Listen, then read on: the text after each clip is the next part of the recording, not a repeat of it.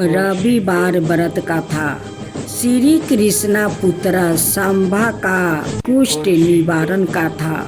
द्वापर योग में एक बार महिषी दुर्वासा के मन में द्वारिकाधीश भगवान श्री कृष्णा की द्वारिकापुरी देखने की इच्छा हुई। अपनी इच्छा को ना रोक सकने के कारण दुर्वासा मुनि ने एक दिन द्वारिका नगरी में प्रवेश किया।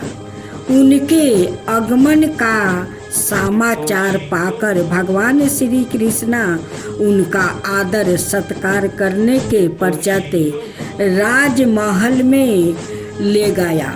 वहाँ भोजनोपरांत ऋषि के साथ श्री कृष्णा जी बातचीत करने लगे। बर्ताव के मध्यम श्री कृष्णा के पुत्र वहाँ आ पहुँचे और मुनि का उपहास करने लगे।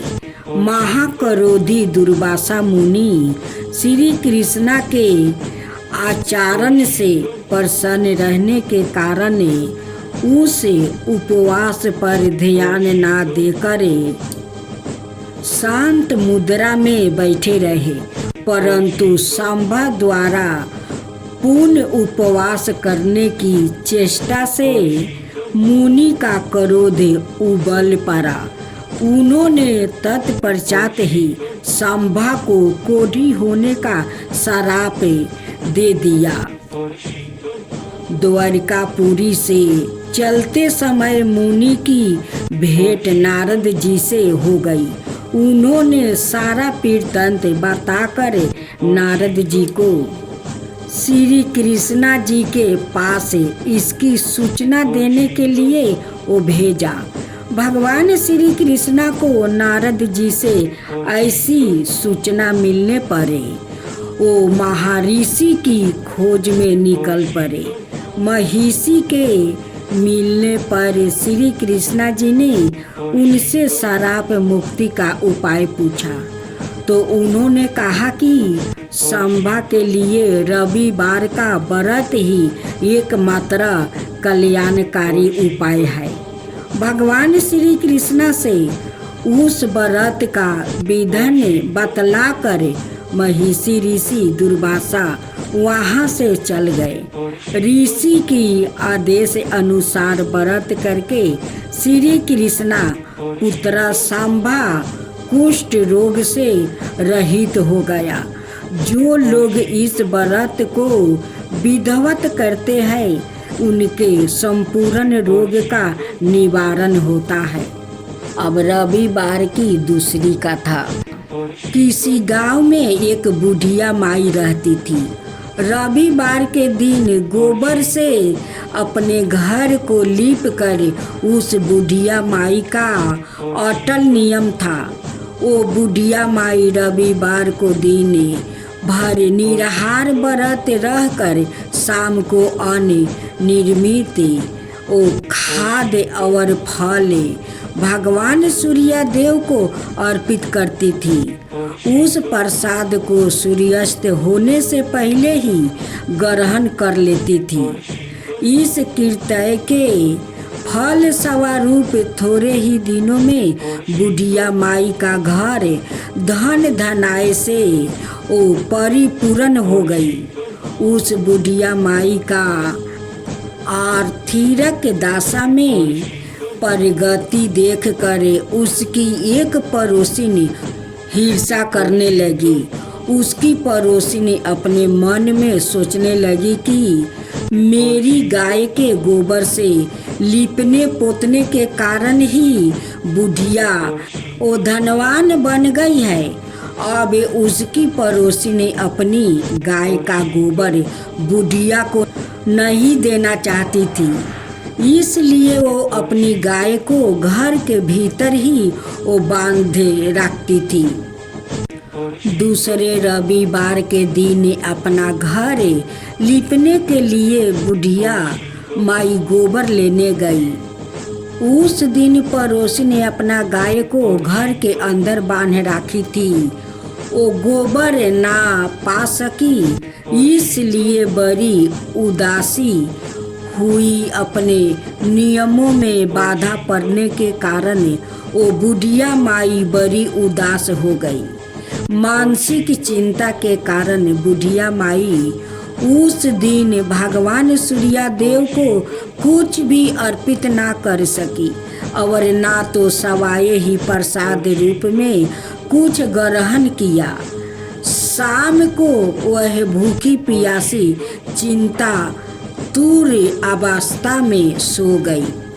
रात्रि में भगवान सूर्य नारायण ने उस बुढ़िया माई को सपने में दर्शन देकर वो दुख का कारण पूछा। बुढ़िया माई ने दुखी होकर कहा कि आज गोबर ना मिलने के कारण मैं नियम अनुसार आपका पूजन ना कर सकी। मेरा नियम भंग हो गया है। इसी एक बात से अत्यंत दुखी हूँ। बुढ़िया माई की बातों से दयाधार होकर सूर्य भगवान ने कहा कि मैं तुम्हें एक गाय देता हूँ जिससे तुम्हारी इच्छा पूर्ण होगी। मैं तुम्हारे व्रत पालन की निष्ठा से अत्यंत प्रसन्न होकर तुम्हें एक गाय और बछड़ा वरदान देना चाहता हूँ। अर्थात अब मैं सदाए तुम्हारा घर धन पुत्रादि से संपन्न रहेगा। इतना कहकर भगवान वही अंतर्ध्यान हो गए।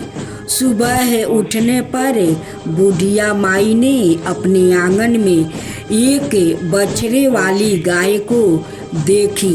रात्रि में देखे हुए सपने की बात बुढ़िया माई को याद आने लगी। बुढ़िया माई ने गाय को घर से बाहर बांधकर उसके चारे की व्यवस्था की। बुढ़िया माई के दरवाजे पर बंधी हुई गाय को देखकर उसी हिरसालू पड़ोसिन के आश्चर्य का परवाह ना रहा। उस गाय के सौरनमय गोबर को परित्याग से उसकी पड़ोसिन विस्मत हो गई। उसकी पड़ोसिन ने उस सौरनमय गोबर के स्थान पर अपनी गाय का स्वाभाविक गोबर रख कर उसे उठा लिया, परंतु बुढ़िया माई उसके इस कपट चारण का भेद ना जान सकी।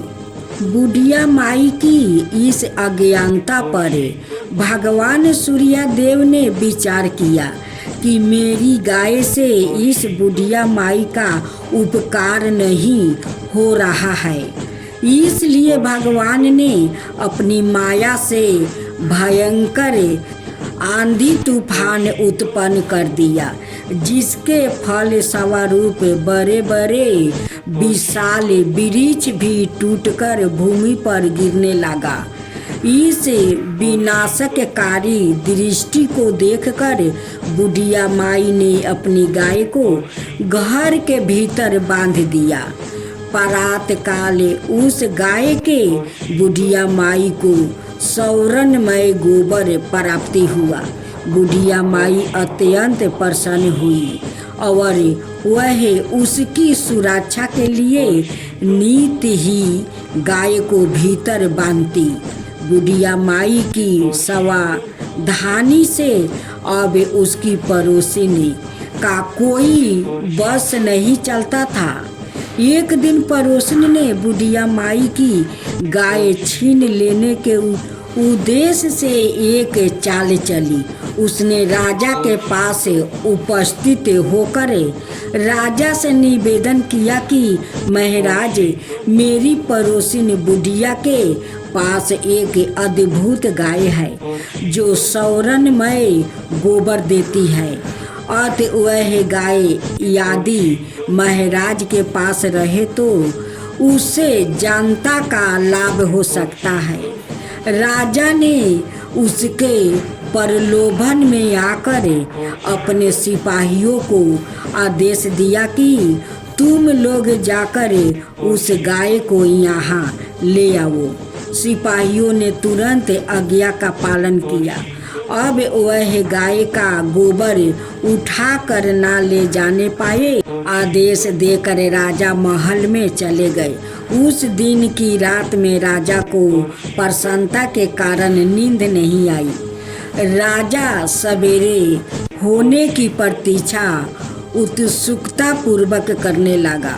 सुबह गाय के पास जाकर देखा, वहाँ स्वाभाविक गोबर के अतिरिक्त कुछ नहीं था। राजा की क्रोध अग्नि भड़क उठी।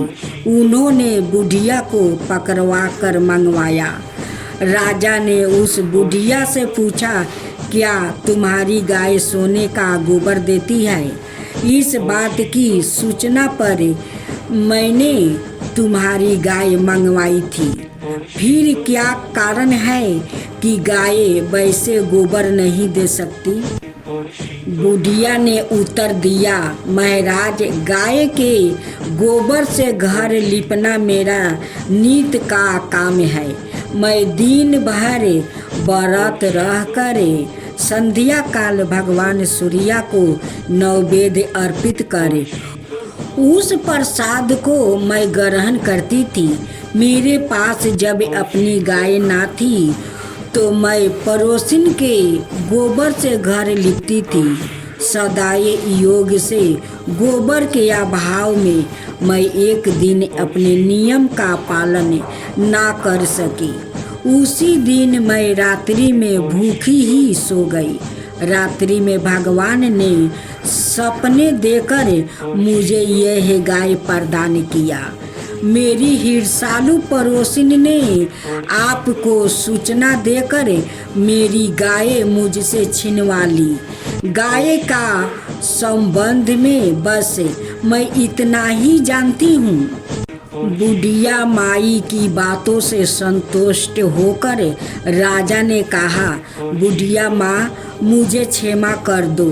मैंने अज्ञानता बस तुम्हारी गाय मंगवा ली है। अब मैं तुम्हारी गाय तुम्हारे घर भेज देता हूँ। इस कार्य के नियमित तुम्हारी पड़ोसिन अपराधीन है और उसे इसका दंड मिलना चाहिए। अपनी गाय वापस पाकर बुढ़िया माई बहुत प्रसन्न होकर अपने घर चली गई। इसके बाद राजा ने उसकी अपराधीन पड़ोसिन को बुलवा कर उसे उचित दंड दिया। उस दिन राजा ने अपने नगर में घोषणा करवा दिया कि रविवार के दिन सभी नगरवासी दिन भर व्रत रहकर सूर्य देव का पूजन करें। राजा सवाए भी रविवार व्रत के नियम का वो पालन करने लगा। व्रत के प्रभाव से राजा प्रजा को सेवा करते हुए अपने राज्य का विस्तार करने लगा। व्रत करने वाले पर सूर्य भगवान प्रसन्न होकर उसे धन धनाय से समृद्धि और संपूर्ण रोगों से मुक्त कर देते हैं। इस व्रत के प्रभाव से अंधे और कुष्ठी मनुष्यों को विशेष लाभ होता है। सूर्य नारायण के व्रत से संतान प्राप्ति का था। द्वार पर योग की बात है। भगवान श्री कृष्ण एक बार अपने बुआ कुंती के आश्रम में कमया बन पहुंचा। उस समय पांडवों लोग अज्ञानता बस कर रहे थे। भगवान श्री कृष्ण ने कहा, बुआ जी, मैं तुम्हें वनवासी भेष में देखकर दुखी हो जाता हूँ। मुझे सदाए इस बात की चिंता लगी रहती है कि पता नहीं कब दुष्ट दुर्योधन का प्रहार तुम्हारे ऊपर हो जाए। बताए, इस विपत्ति से छुटकारा पाने के लिए तुम भगवान सूर्य नारायण की आराधना करो बुआ। भगवान सूर्य ही सभी जीवों के नियमित और प्राण है। उनके तेज से ही जीवों का उद्धार होता है बुआ। भगवान कृष्ण ने बतलाया कि एक बार शंकर जी से पार्वती जी ने कुछ पूछा था उसे मैं तुमसे बतला रहा हूँ। शिव जी ने पार्वती से कहा, यदि तुम इस बात की जानकारी प्राप्ति करना चाहती हो तो मथुरापुरी जाओ। वहाँ सूर्यपुत्र यमुना जी की धारा प्रवाहित होती है। यमुना के तट पर ऋषि महर्षि मुनियों आदि निस्तार तपस्या कर रहे हैं। भगवान रुद्र की आज्ञा से पार्वती जी काली नदी यमुना तट को चल पड़ी। कुछ ही दूर जाने पर उन्हें रास्ते में रोती बिलपती एक स्त्री दिखाई पड़ी। उसने बतलाया कि उसका नाम कुसुमवती है और उसका निवास कुसुमा कर वन के बीच में है। संतानहीनता होने के कारण उसके पति बसंत ने उसे त्याग दिया है और इस प्रकार वो निराश्रिता हो गई है। पार्वती जी उस स्त्री को साथ लेकर आगे चली कि उन्हें रोती हुई एक दूसरी स्त्री मिली। उसने बतलाया कि मेरा नाम गंगा है। मेरे पति महाराज संतानु ने पुत्र के जीवित ना रहने के कारण मुझे अपमानित किया है, जिससे मैं दुखी होकर घर चली आई हूँ। इसी प्रकार थोड़ी दूर जाने पर मधुबन में माधवी नाम की एक स्त्री और मिली, जो पति के बेभाव का नाश होने के कारण घर से निकाल दी गई थी। इसके अत्यंतर आगे जाने पर कुमुद वन में कुमुदा नाम की स्त्री से भेंट हुई, जिसके पति को राजा ने बंदी बना लिया था और वह व्याकुल होकर विलाप कर रही थी। उन सभी स्त्रियों को साथ लेकर पार्वती जी यमुना तट पर जा पहुँची। उस तट पर पूजनो तस्वा देखकर पार्वती जी ने ऋषि पत्नियों से पूछा कि यह किसी देव की आराधना हो रही है, इस पूजन का विधान और फल क्या है। उनकी बात सुनकर एक ऋषि पत्नी ने कहा, यह जग पिता सूर्य नारायण का व्रत है और सभी मनोरथ को पूर्ण करने वाले हैं। इस व्रत को करके प्रत्येक नर नारी अभीष्ट सीधी प्राप्ति होती है। तुम्हारी भी यदि कोई वांछा हो तो इस व्रत को करके प्राप्ति करो।